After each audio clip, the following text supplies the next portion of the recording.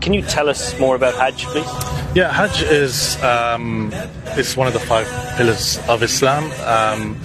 So as cricketers, we know more about having role models, and so as Muslims, our role models are the prophets.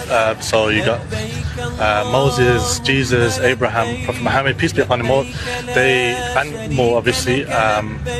And so we follow as much as we can when it comes to fasting, praying, like the prophets did. And Hajj is essentially what we're following Prophet Abraham, his journey to Mecca, and the sacrifices he went through, and the challenges his family also went through when he was going to Mecca, where it's a city where Prophet Muhammad was also born.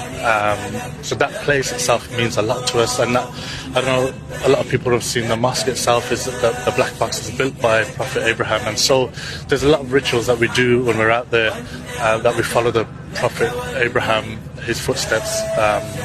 So yeah, that is pretty much Hajj. There's about 5-6 days of quite intense